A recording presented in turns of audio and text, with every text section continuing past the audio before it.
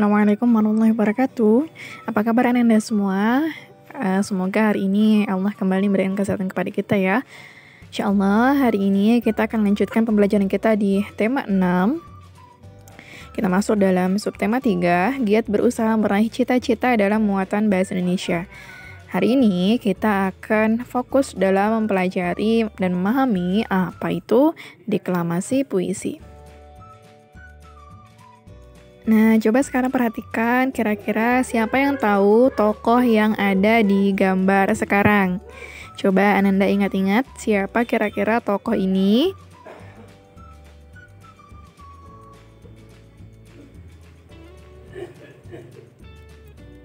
Ya, tepat sekali, ini adalah W.S. Rendra. Nah, siapa sih W.S. Rendra ini? Jadi, W.S. Rendra adalah seorang tokoh, penyair, pemeran drama, dan sutradara teater berkebangsaan Indonesia. Nah, biasanya kita sering melihat ya puisi karya W.S. Rendra ini. Nah, ini adalah tokohnya. Seorang penyair seringkali melakukan deklamasi puisi. Nah, pertanyaannya, apa itu deklamasi puisi? Ya, deklamasi puisi adalah salah satu cara membacakan puisi dengan gerak dan ekspresi tanpa menggunakan teks puisi. Ingat ya, tanpa menggunakan teks puisi, artinya kita hafalkan. Membaca puisi ini berbeda ya dengan membaca koran atau membaca buku yang hanya dinikmati oleh kita saja. Tetapi membaca puisi itu disajikan juga untuk dinikmati oleh orang lain.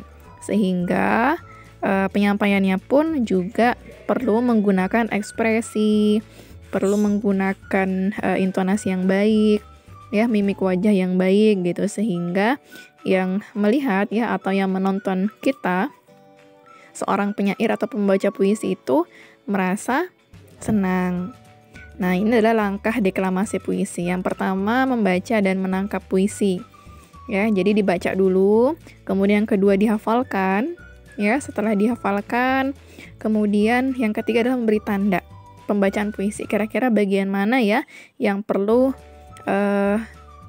waktu untuk berhenti, ya, intonasinya naik gitu. Nah, ini adalah tanda dalam pembacaan puisi. Miring 1 itu berarti berhenti sebentar. Miring 2 itu berarti berhenti lama. Kemudian tanda panah ke atas bermiring itu berarti intonasinya naik. Tanda panah ke bawah miring itu berarti intonasinya turun. Dan yang terakhir adalah tanda panah mendatar, yaitu intonasinya datar. Nah, tanda-tanda ini yang bisa kita berikan dalam sebuah puisi yang telah kita baca dan kita hafalkan, agar dalam membaca puisi kita bisa lantang ya, dan dengan intonasi yang juga baik ya, tidak salah atau mungkin tidak tepat ketika kita membaca puisi tersebut.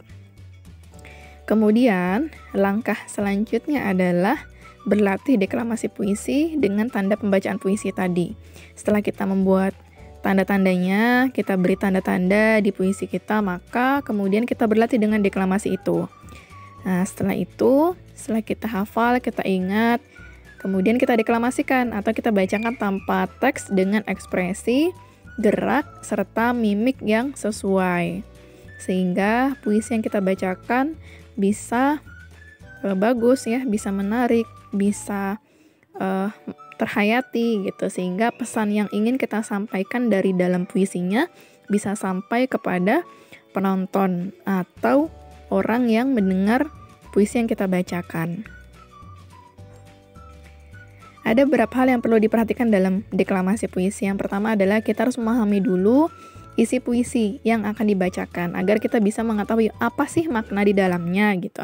Misalnya puisinya bercerita tentang apa? Oh, tentang ibu yang berjuang misalnya. Berarti ekspresinya sedih gitu ya, dan penuh dengan perjuangan.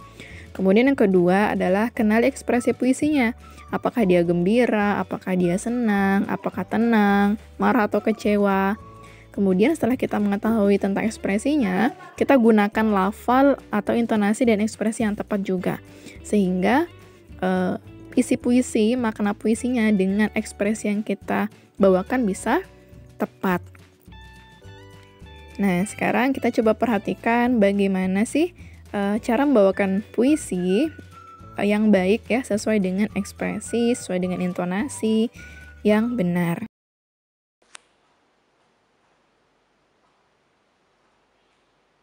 Surat dari Ibu, karya Asrul Sani.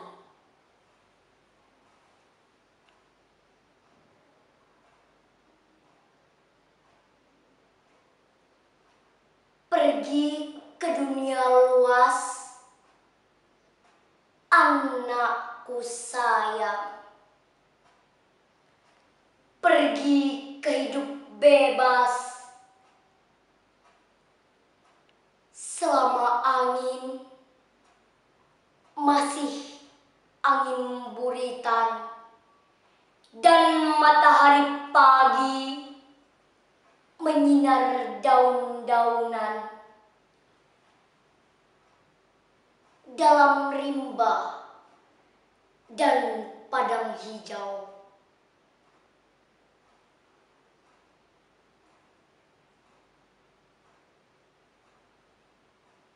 pergi ke laut lepas,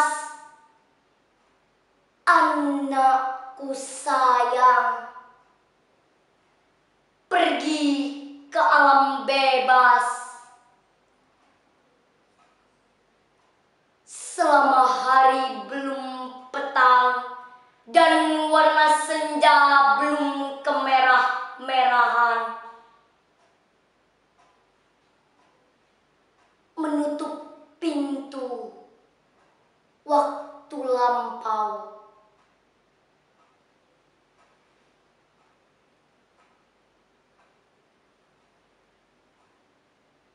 Jika bayang telah pudar dan elang laut pulang ke sarang, angin bertiup ke benua, tiang-tiang akan kering sendiri, dan nahkoda sudah tahu pedoman.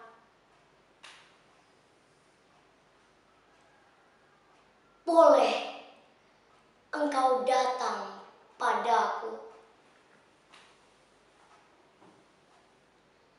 kembali pulang, anakku sayang. Kembali ke balik malam, jika kapalmu telah rapat ke tepi, kita akan bercerita tentang cinta dan hidupmu pagi hari.